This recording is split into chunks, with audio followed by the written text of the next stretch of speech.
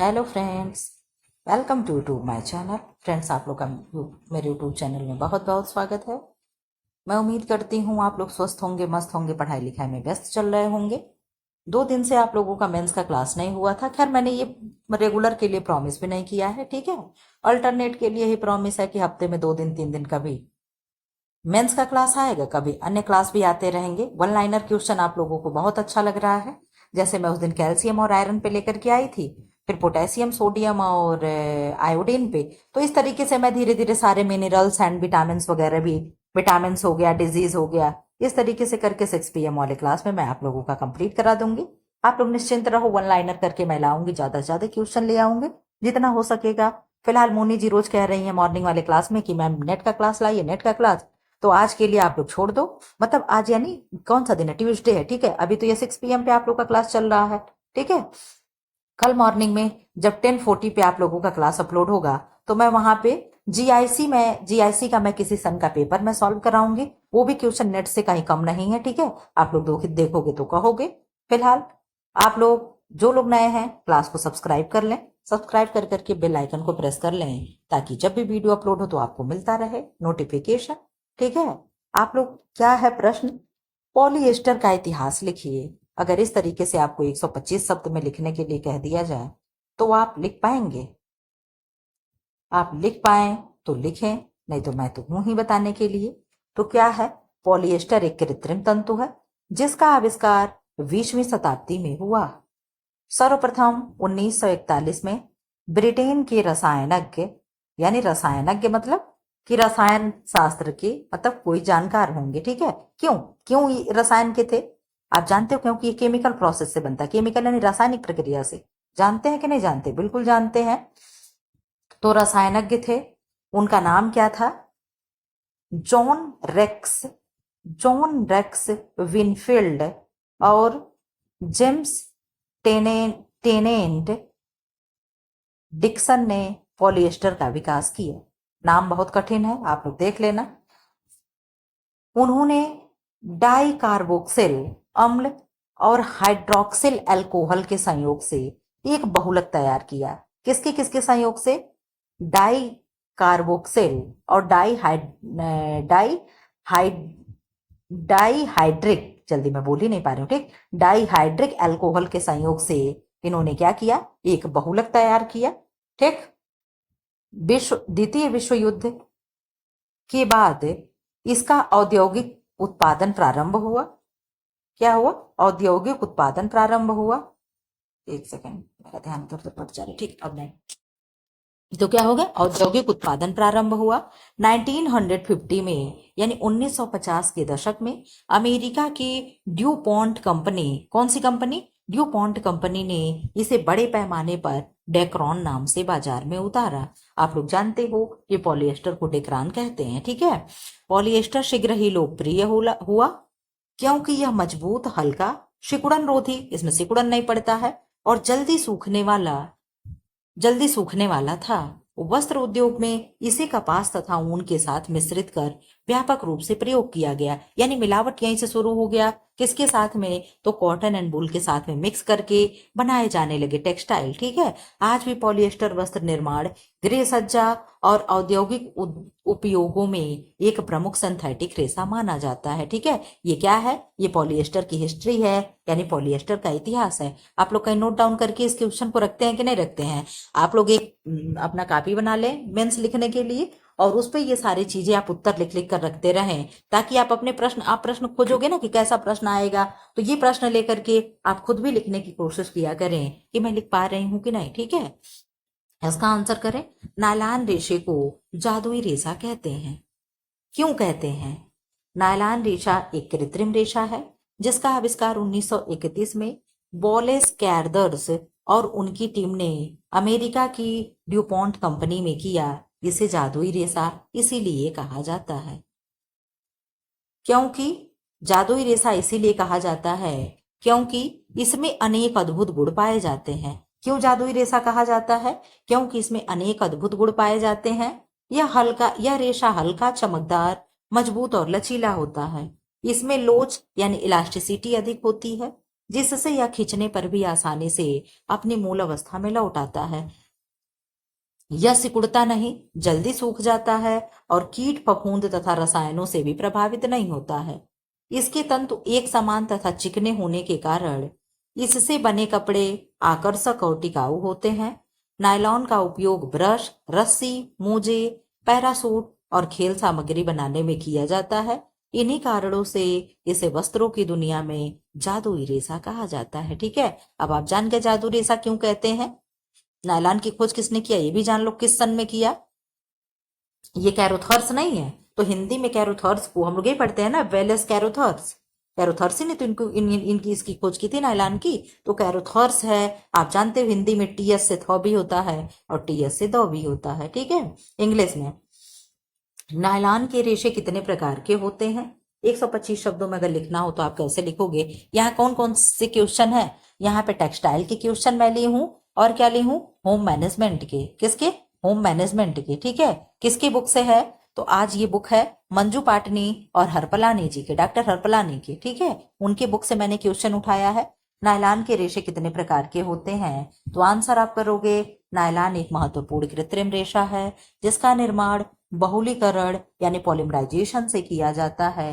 रासायनिक संरचना के आधार पर यह नायलॉन मुख्यतः दो प्रमुख प्रकार का होता है, नायलॉन 66 और नायलॉन 6 और नायलॉन 66। तो नायलॉन 6 का निर्माण कैसे हुआ है, नायलॉन 6 का निर्माण कैप्रोलैक्टम नामक रसायन से किया जाता है। ये सब प्री पर्पस से बहुत ही इंपॉर्टेंट है, इसलिए बिल्कुल भी ये मान के ना चलो कि ये केवल मेंस के लिए ही है। ये सारी चीजें अभी मैं पूछ दूं, एक वन लाइनर में क्वेश्चन विकल्प लेकर के आऊं कि नायलॉन 6 का निर्माण किससे हुआ है, कैप्रोलैक्टम से, कि जो भी चीजें हैं अगर इस तरीके से 4 विकल्प देकर के पूछ ले तो आप क्या ये नहीं कहोगे कि प्री के लिए है। तो प्री और मेंस की क्लास कोई बटा नहीं है, आप सब तैयारी करते चले, सब आप ही के लिए मेहनत किया जा रहा है। ठीक है, तो इसका निर्माण कैप्रोलैक्टम नामक रसायन से किया जाता है। जबकि नायलॉन 66 का निर्माण कैसे होता है, हेक्सामेथिलीन, डायमीन और एडिपिक एसिड के संयोग से बनता है। अब आपको कभी नहीं भूलेगा ये चीजें, आप याद कर लो। नायलॉन 6 का निर्माण किससे हुआ है, तो कैप्रोलैक्टम से, और नायलॉन 66 का निर्माण किससे हुआ है, हेक्सामेथिलीन, डायमीन और एडिपिक एसिड के संयोग से हुआ है। नायलॉन 6 रेशा हल्का होगा, मजबूत होगा और लचीला होता है, जो वस्त्रों, मोजों, ब्रश तथा रस्सियों में उपयोगी है। वहीं नायलॉन 66 अत्यधिक मजबूती और ऊष्मा प्रतिरोधकता के कारण टायर, पैरासूट, औद्योगिक जाल एवं इंजीनियरिंग प्लास्टिक में प्रयुक्त होता है। यानी प्रश्न अब यहाँ देख लो बन गया कि नायलॉन 66 से क्या आप वस्त्र बनाओगे, तो जी नहीं। क्या बनते हैं, टायर बनेंगे, पैराशूट के कपड़े बनेंगे, इंजीनियरिंग वाला प्लास्टिक बनेगा, जाल बनेगा वो भी औद्योगिक। ठीक है, और नायलॉन 6 से क्या होगा, तो इससे कपड़े बनते हैं। ये चीजें आपको अंतर पता चला। इन दोनों प्रकार के अतिरिक्त नायलॉन 11 और नायलॉन 12 और अन्य विशेष किस्में भी विकसित की गई हैं। ये प्रश्न आप लोग को मालूम था कि नायलॉन 11 और नायलॉन 12 आ चुका है। सही सही बताना, आप लोग कमेंट बॉक्स में बता देना कि हाँ मुझे पहले से पता था। और अन्य विशेष किस्में भी विकसित की गई हैं जो विशेष औद्योगिक आवश्यकताओं को पूरा करती है। इस प्रकार नायलॉन बहुउपयोगी रेशा है जिसके विभिन्न प्रकार मानव जीवन को सुविधाजनक बनाते हैं। ठीक है, इसका आंसर कर दे, पारिवारिक जीवन चक्र से आप क्या समझते हैं। 125 शब्दों में आंसर आपको लिखना हो तो कैसे लिखोगे। पारिवारिक जीवन चक्र से तात्पर्य उस प्रक्रिया से है जिसमें परिवार समय के साथ विभिन्न अवस्थाओं से गुजरता है। प्रत्येक अवस्था, ये किससे क्वेश्चन हो गया, होम मैनेजमेंट से। होम मैनेजमेंट में भी फैमिली प्लानिंग से क्वेश्चन हो गया। ठीक है, तो पारिवारिक जीवन चक्र से तात्पर्य उस प्रक्रिया से है जिसमें परिवार समय के साथ विभिन्न अवस्थाओं से गुजरता है। प्रत्येक अवस्था में परिवार की संरचना, भूमिकाएं, आवश्यकताएं और जिम्मेदारियां बदलती रहती हैं। सामान्यतः पारिवारिक जीवन चक्र की शुरुआत विवाह से मानी जाती है। इसके बाद दाम्पत्य जीवन, संतानोत्पत्ति, बच्चों का पालन पोषण, उनकी शिक्षा एवं विकास, युवावस्था में बच्चों को स्वतंत्र होना तथा अंततः वृद्धावस्था में दंपत्ति का अकेला रहना शामिल होता है। ठीक है, पहले तो 2 लोग होते हैं, फिर 2 लोगों से एक बच्चा आता है, 3 हो जाते हैं, फिर इसको पढ़ाओ लिखाओ, इसका लालन पालन करो, फिर क्या है पढ़ाओ लिखाओ, फिर क्या है शादी विवाह करो, फिर ये अपनी फैमिली लेकर अलग हो जाएगा, फिर खाली घोंसला हो जाता है, इसी को खाली घोंसला कहते हैं। दो लोग मिलकर के अपने लाइफ शुरू करते हैं, बीच में चाहे जो भी बच्चे जितने भी आए, जितने भी इनकी फैमिली हो, सब अपना अलग चले जाते हैं। लास्ट में फिर क्या होते हैं, यही दो बूढ़े बूढ़ा बच जाते हैं। ठीक है, ये जीवन का बहुत बड़ा सत्य है। ठीक, तो क्या है, जिम्मेदारियां बदलती हैं। अच्छा, ये हो गया। ठीक, क्या है नए अनुभव, यहाँ देखिए स्वतंत्र होना तथा अंततः वृद्धावस्था में दंपति का अकेला रहना शामिल होता है।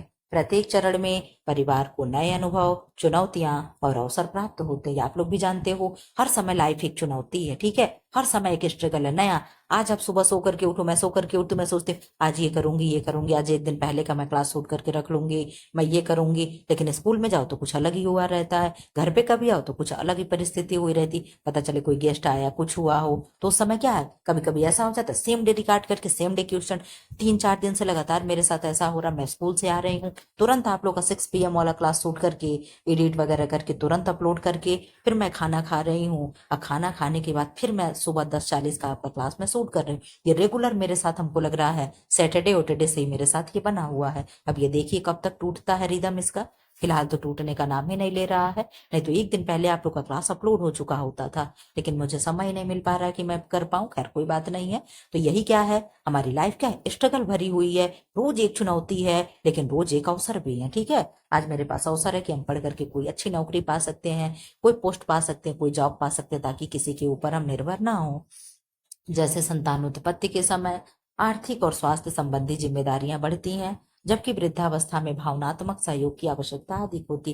वृद्धावस्था में क्या है, आपके घर में बूढ़े माँ बाप हो, दादी बाबा हो, उनके पास उन्हें कुछ नहीं चाहिए, बस जा करके उनका हाल चाल पूछ लो, दादी कैसी हो, बाबा कैसे हो, ठीक हो, ठीक है, सब लोग ठीक है, बस मतलब थोड़ी सी बस इतनी बातें कर लो उनके पास, दो आधा घंटा बैठ जाओ, वो उतने से खुश हो जाते हैं, उन्हें कुछ नहीं चाहिए। ठीक है, इस प्रकार पारिवारिक जीवन चक्र सामाजिक, आर्थिक और भावात्मक दृष्टि से परिवार के निरंतर विकास और परिवर्तन की प्रक्रिया को स्पष्ट करता है। ठीक है, अब यहाँ क्या है, व्यक्तिगत और सामूहिक निर्णय पर टिप्पणी करें। यानी व्यक्तिगत और सामूहिक निर्णय क्या है, आप जानते हो व्यक्तिगत निर्णय अच्छा नहीं माना जाता है, सामूहिक निर्णय को अच्छा माना जाता है। तो अगर 125 शब्दों में लिखना हो तो आप कैसे लिखोगे, निर्णय लेना जीवन का महत्वपूर्ण अंग है। व्यक्तिगत निर्णय वे होते हैं जो अपनी सोच, अनुभव, आवश्यकता और परिस्थितियों के आधार पर स्वयं लेता है। आप ये जानते हो, जो हम स्वयं करते हो हमारा व्यक्तिगत निर्णय होता है, इसमें स्वतंत्रता अधिक होती है तथा परिणाम की जिम्मेदारी भी व्यक्ति पर ही रहती है। घर वाले क्या कहते, तुम अपने मन से की हो ना, अपना जानो समझो, ये क्या है, तो सब तुम्हारे ऊपर, मतलब आपके ऊपर फेंक देंगे कि आप ही की हो ना, आप कदम उठाइयो, आप जानो। जैसे शिक्षा का चुनाव, मैंने करियर चुना कि मैं टीचर बनूंगी, टीचर में भी मैं होम साइंस की टीचर बन, ये क्या है, मेरा खुद का सेल्फ का डिसीजन है ना, यहाँ पे घर वाले तो नहीं थोपेंगे। और इस मामले में घर वालों को बिल्कुल भी दखलंदाजी नहीं देनी चाहिए। क्यों, क्योंकि पढ़ना आपको ना कि घर वालों को। अगर मेरा इंटरेस्ट ड्राइंग में है तो मुझे ड्राइंग पढ़ना चाहिए, ना कि घर वालों के कहने पे मुझे इंग्लिश और मैथ पढ़ना चाहिए। ठीक है, मतलब एक बात कह रही है, तो सब सारे सब्जेक्ट तो बचपन में तो सब इंपॉर्टेंट होते हैं, लेकिन ऐसा नहीं है कि जब बड़े हो रहे हैं, जैसे हम लोग होम साइंस पढ़े, अगर ऐसा कोई ड्राइंग पढ़ना चाहे तो उसे फाइन आर्ट वगैरह जो भी हो उसे करा देना, उसके ऊपर बिल्कुल भी नहीं थोपना चाहिए कि इस जमाने में मैथ जरूरी है, इंग्लिश जरूरी है, तुम इंग्लिश पढ़ो, मैथ, अगर वो ड्राइंग में ही बेस्ट है तो उसे बनने दो। ठीक है, तो क्या है, वो उसकी खुद की निर्णय होने दो। क्यों, क्योंकि उसका उसमें इंटरेस्ट है। जहां जिसमें इंटरेस्ट होता है, अभी सचिन तेंदुलकर को कह दो लता मंगेशकर के जैसे गाना गाएं तो कभी कर पाते, कभी नहीं। लता मंगेशकर को कह दो कि क्रिकेट खेल करके दिखाइए। तो ये चीजें क्या है, इंटरेस्ट के हिसाब से बच्चे को, आप लोग को क्या आता है, डांस इंडिया डांस आ रहा था एक बार, मैं देख रही थी, एक बच्चा था, आप लोग मानोगे नहीं, आप हो सकता है आप लोग भी एपिसोड देखे हो, उसके पास पैर नहीं था, हाथ नहीं था, बच्चा बिल्कुल मतलब चलने फिरने में कुछ भी सक्षम नहीं था। लेकिन क्या किया, उसकी माँ ने कहा, ये वहां पे पूछा गया कि आप कैसे जाने कि आपका बच्चा डांस में इतना आगे, क्यों यहाँ लेकर के कैसे चली आए, आपका बच्चा इस तरीके से है। उसकी मम्मी ने क्या कहा, आप लोग जानोगे। उसकी मम्मी ने कहा कि जब बच्चे को मैं खाना देती थी और थाली में, मतलब प्लेट में जब तक खाना नहीं देती थी, कुछ मान लो देर हो जाता था, प्लेट में क्या करता था, लेट जाता था। ठीक है, अब पेट केवल लेट करके क्या करता था, प्लेट को ऐसे ऐसे नचाता था और डांस करता था, मतलब प्लेट के सहारे वो डांस करता था, लेटे लेटे एक से एक स्टेप करता था। फिर मुझे लगा कि मुझे इसका डांस क्लास में एडमिशन करा देना चाहिए, और डांस क्लास में एडमिशन कराते जो छोटे छोटे बच्चों का होता है। और क्या हुआ, आज उसका बच्चा कितना आगे निकल गया। तो ये होती है कि बच्चे की प्रतिभा को आप पहचानो, ये नहीं कि थाली में लेके डांस कर, थाली तोड़ देगा उसे मारकर किनारे कर दो, ऐसा नहीं होना। आप अपने बच्चे की प्रतिभा को देखो कि बच्चे की रुचि किसमें है, इंटरेस्ट किसमें है। ठीक है, तो क्या होगा, कैरियर तय करना तथा व्यक्तिगत रुचि से जुड़े निर्णय। इसके विपरीत सामूहिक निर्णय समूह, परिवार या संगठन द्वारा मिलकर लिए जाते हैं। इनमें सभी सदस्यों की भागीदारी होती है। अब हमें लोग स्कूल में है, कोई भी निर्णय लेना होता है सब लोग मिलकर के सोच लीजिए। आप भी देख लीजिए, मैम आप सोच लीजिए, आप सोच लीजिए, तो क्या हो गया, ये सारे लोग मतलब सब लोग देख ले, चलिए ठीक है इसको कर लिया जाए, तो क्या हो गया, ये सामूहिक हो गया, यानी सारे लोग सोच करके निर्णय लिए। तो ये क्या होगा, मिलकर लिए जाते हैं। इसमें सभी सदस्यों की भागीदारी होती है और निर्णय सामूहिक हित को ध्यान में रख कर लिया जाता है। उदाहरण स्वरूप परिवार में विवाह का चयन, समाज में योजनाएं बनाना तथा किसी संस्था की नीति निर्धारण। व्यक्तिगत निर्णय त्वरित होते हैं, जबकि सामूहिक निर्णय परामर्श व सहयोग से लिए जाते हैं। ठीक है, व्यक्तिगत निर्णय क्या, हम तुरंत डिसीजन ले लिए, ठीक है, हमें अकेले लेना, हमें किसी से राय तो लेना नहीं है। लेकिन सामूहिक निर्णय क्या, हमें लोगों से परामर्श करना है। दोनों ही प्रकार के निर्णय समाज और व्यक्ति के समान रूप से आवश्यक हैं। ठीक है, अब आप आंसर करें इस क्वेश्चन का। निर्णय को परिभाषित करें, कैसे, अगर ऐसे प्रश्न आ जाए तो कैसे लिखोगे। निर्णय वह प्रक्रिया है जिसके माध्यम से व्यक्ति या समूह किसी समस्या के समाधान हेतु उपलब्ध विकल्पों में से सर्वश्रेष्ठ विकल्प का चयन करता है। यह सोच विचार विश्लेषण और मूल्यांकन का परिणाम होता है। निर्णय केवल विकल्प चुनना ही नहीं, बल्कि उससे जुड़ी जिम्मेदारी स्वीकार करना भी है। यानी हम ये नहीं कि डिसीजन ले लिया फेल हो जाएंगे तो हम किस अपनी ये नहीं कहेंगे हम नहीं करें, आपको जिम्मेदारी भी स्वीकार करना होगा। ठीक है, कि हाँ मेरे में कोई कमी थी, मेरा परीक्षा नहीं क्वालिफाई हुआ। निर्णय की परिभाषा टेरी के अनुसार, परिभाषा आप लिख लीजिएगा। टेरी के अनुसार इन्होंने क्या कहा, निर्णय विकल्पों में से उचित विकल्प का चयन है। ये किसने कहा, टेरी ने कहा। क्या कहा टेरी ने, निर्णय विकल्पों में से उचित विकल्प का चयन है। हर्बर्ट साइमन के अनुसार निर्णय समस्या की पहचान और उसके समाधान की प्रक्रिया है। निर्णय का महत्व इसलिए है क्योंकि यह भविष्य की गतिविधियों और कार्यों की दिशा निर्धारित करता है। व्यक्तिगत जीवन में शिक्षा, करियर और विवाह संबंधी निर्णय लिए जाते हैं, जबकि संगठन और समाज में नीतिगत व सामूहिक निर्णय लिए जाते हैं। इस प्रकार निर्णय जीवन का मार्गदर्शक तत्व है। ठीक है, इस तरीके से प्रश्न है, देखिए और कितना है। चलो ये 3 क्वेश्चन है लास्ट में, ये खत्म कर देते हैं। कार्य वक्र को समझाइए, कैसे आप समझाओगे अगर ऐसा प्रश्न आ जाए तो। कार्य वक्र यानी वर्क वर्क कर्व से आशय उस आरेख से है जो कार्य के समय के बीच संबंध को दर्शाता है। जब कोई व्यक्ति कार्य करता है तो उसकी क्षमता लगातार एक समान नहीं रहती। प्रारंभ में कार्य धीरे धीरे बढ़ता है क्योंकि व्यक्ति को परिस्थिति समझने में समय लगता है। ये होता है ना, किसी चीज को आप कर रहे हो तो पहले एक दिन में आप 2 करोगे, मान लो आप एक्सरसाइज ही कर रहे हो तो एक दिन में आप 4 उठक बैठक करोगे, फिर थोड़ी सी आपकी क्षमता बढ़ेगी, 5 होगी, फिर 6 होगा, फिर 8 होगा, 10 होगा। ये क्या है, ये धीरे धीरे क्या है, बढ़ेगा, क्योंकि व्यक्ति को परिस्थिति समझने में समय लगता है। कुछ समय बाद उसकी दक्षता बढ़ जाती है और कार्य उत्पादन तेजी से होने लगता है। यह अवधि कार्य वक्र का शीर्ष बिंदु कहलाती है। लंबे समय तक निरंतर कार्य करने पर थकान, ऊब और मानसिक दबाव के कारण उत्पादन घटने लगता है। आपको मैं पढ़ा रही हूँ, जब तक मान लो मैं मैराथन क्लास चलाई हूँ, 3 घंटे का क्लास है, आप 1 घंटे बहुत अच्छे से देखे, फिर थोड़ा सा और मुश्किल से जैसे तैसे आप 1.5 घंटे देखे, 2 घंटे देखे, तीसरा घंटा आते आते आते आते क्या होगा, आप एकदम बिल्कुल भी क्या होगा, डाउन हो जाओगे। अरे छोड़ देते, कल देख लेंगे, ठीक है, कौन सा वीडियो डिलीट हो जा रहा है। तो ये क्या है, एक ही कार्य लगातार देर तक करते करते आप क्या है, उत्पादन क्षमता कार्य की घटने लगती है। इस प्रकार का जब आप देखते हो बहुत ज्यादा लिखना होता है, लास्ट होते होते क्या बहुत गलतियां होने लगती हैं, क्यों, क्योंकि आप थक चुके हो। ठीक है, तो जब ऐसी अवस्था तो वहां पे रोक देना चाहिए। वहां पे रोक करके 2 मिनट का ब्रेक ले लो, चाय पी लो, काफी पी लो, थोड़ा सा घर में बाहर घूम लो, आकर के फिर पढ़ाई करो, तब तुरंत क्या है, वही एनर्जी आपके पास आ जाएगी। ठीक है, इस प्रकार कार्यवक्र 3 अवस्थाओं, आरंभिक, धीमी गति, अधिकतम उत्पादन और उत्पादन में गिरावट को दर्शाता है।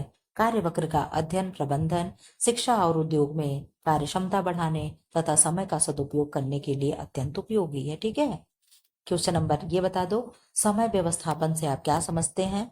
क्वेश्चन भी, हाँ चलो ठीक, समय भी हो रहा है। समय व्यवस्थापन से आप क्या समझते हैं, टाइम मैनेजमेंट से क्या समझेंगे। तो समय व्यवस्थापन से आशय समय के प्रभावी और संतुलित उपयोग से है। यह एक ऐसी प्रक्रिया है जिसके द्वारा व्यक्ति अपने कार्यों को महत्व और तात्कालिकता के आधार पर क्रमबद्ध करता है समय का सही नियोजन करने से व्यक्ति अपनी ऊर्जा बचा पाता है तथा कम समय में अधिक कार्य पूरा कर सकता है। समय व्यवस्थापन के अंतर्गत कार्यों की प्राथमिकता तय करना, अनावश्यक कार्यों से बचना, विश्राम का उचित संतुलन रखना तथा समय सीमा का पालन करना शामिल है।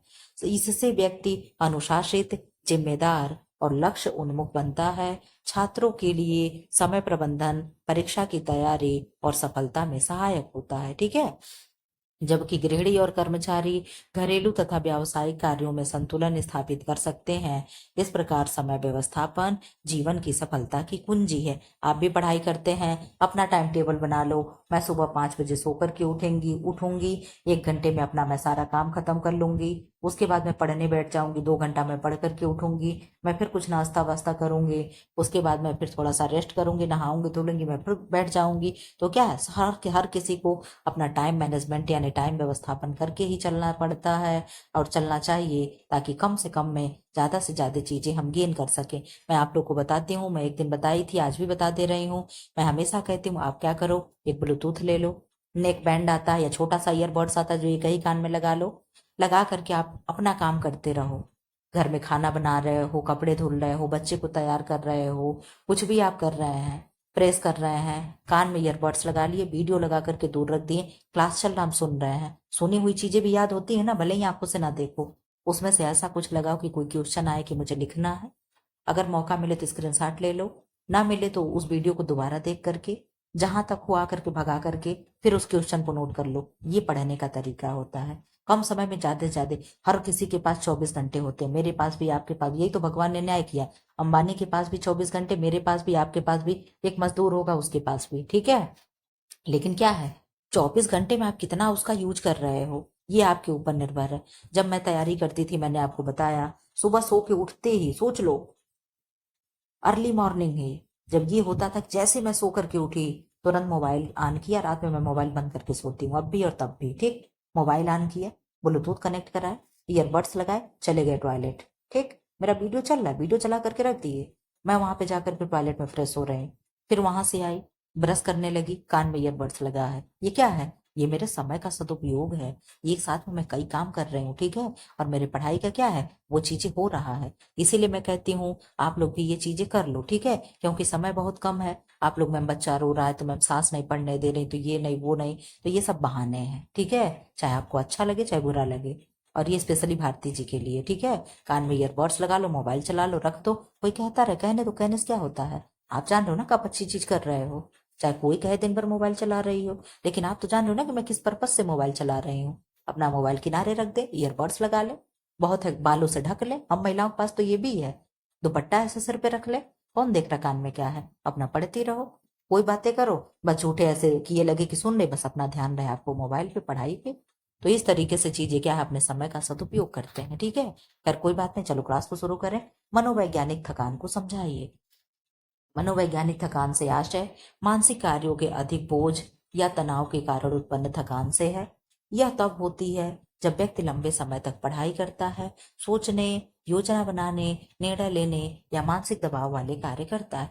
कोई भी चीज जो बैठ करके अभी आप घंटों सोचो ना, जैसे लगता है दिमाग खराब, छोड़ जाने दो, दिमाग खराब हो जाता है। तो क्या है, यही सब चीजें हैं। शारीरिक थकान की तरह इसमें शरीर नहीं बल्कि मस्तिष्क और तंत्रिका तंत्र प्रभावित होते हैं। ठीक है, मनोवैज्ञानिक थकान में क्या है, हमारी शरीर नहीं थक रही है, हम ना फावड़ा चला रहे हैं, ना सिर पे बोझ ढो रहे हैं, हम कुछ नहीं कर रहे हैं, हम केवल दिमागी रूप से टेंशन ले रहे हैं, दिमागी रूप से कार्य। जैसे हम लोग हैं, क्लास में पढ़ाते इतना बच्चे शोर करते कभी कभी कि जैसे मन करता है कि उठा करके पूरे क्लास को पीट डालो। ये क्या है, ये आप मानसिक रूप से थक रहे हो, ना कि सारे। आप तो भाई कुर्सी पे बैठे हो ना, आपको क्या है, कुर्सी पे बैठे हो, लेकिन वहां बैठे बैठे क्या है, मानसिक रूप से आप प्रभावित हो रहे हो। ठीक है, इसके लक्षणों में चिड़चिड़ापन होना, बेचैनी, ध्यान न लगना, उत्साह की कमी यानी खुशी नहीं रह जाएगी, सिर दर्द और नींद न आना। जब बहुत ज्यादा आप मानसिक रूप से कोई कार्य कर लो, बहुत सोच लो, तो नींद गायब हो जाती है। ठीक है, बहुत ज्यादा जब माइंड एक्टिव होता है तो नींद गायब हो जाती है। विद्यार्थी लगातार पढ़ाई करने पर या कर्मचारी अत्यधिक जिम्मेदारी निभाने पर ऐसी थकान अनुभव करते हैं। मनोवैज्ञानिक थकान के कार्य से कार्य क्षमता घट जाती है और निर्णय लेने की योग्यता भी प्रभावित होती है। जब आप देखते हो बहुत ज्यादा पढ़ते रहो उस समय क्वेश्चन गलत होने लगते हैं, सही क्वेश्चन आता हुआ भी गलत हो जाएगा। क्यों? क्योंकि उस समय आपका दिमाग उतना एक्टिव नहीं, आप थक चुके हो। इसीलिए कहते हैं 40 मिनट के वर्क पे 2 मिनट का रेस्ट कर लेना चाहिए। ठीक है, आप 40 मिनट पढ़ रहे हो, वीडियो रोक दो, जाओ थोड़ा सा रेस्ट कर लो। ठीक है, थोड़ा सा पानी में एक घुट पी लो। इससे क्या होगा, आपका हर 40 घंटे के बाद क्या, 40 मिनट के बाद घंटी लगती है ना, पहली घंटी, दूसरी घंटी, तीसरी घंटी, तो क्या होता है 5 मिनट का बच्चों को ब्रेक दिया जाता है। हम लोग भी 5 मिनट जाते हैं, स्टाफ रूम में बैठते हैं, पानी पीते हैं, रेस्ट करते हैं। फिर क्या होता है, फिर जो जो घंटी रहती है उस क्लास में सब, अब बच्चे भी उस समय पानी पिया, इससे क्या हो गया, हम भी फ्रेश फ्रेश हो गए, बच्चे भी फ्रेश हो गए। तो ये चीजें आपको भी करनी चाहिए। ठीक है, क्या हुआ, निर्णय लेने की योग्यता भी प्रभावित होती है। इससे बचने के लिए उचित विश्राम, पर्याप्त नींद, मनोरंजन, हल्का व्यायाम और संतुलित आहार आवश्यक है। इस प्रकार यह थकान मानसिक ऊर्जा की कमी को दर्शाता है। पढ़ाते पढ़ाते बच्चों को कुछ ऐसी बातें बोलिए ताकि बच्चा थोड़ा सा हंस ले, क्या हो गया, मूड फ्रेश हो गया। आप लोगों को मैं पढ़ाते पढ़ाते बीच में कुछ भी कह के हंसा देती हूँ। चलो फिलहाल आपका क्लास हो गया खत्म। फिलहाल ऐसे वीडियो पाने के लिए चैनल को लाइक करें, शेयर करें एंड सब्सक्राइब करें। ऐसे वीडियो पाना है तो चैनल को सब्सक्राइब जरूर कर लो। ठीक है, नहीं तो फिर वही है कि चैनल खोजा फिर भूल गया कौन सा चैनल था, मुझे नाम ही नहीं याद है। तो इस तरीके से ना करो। Thanks for watching.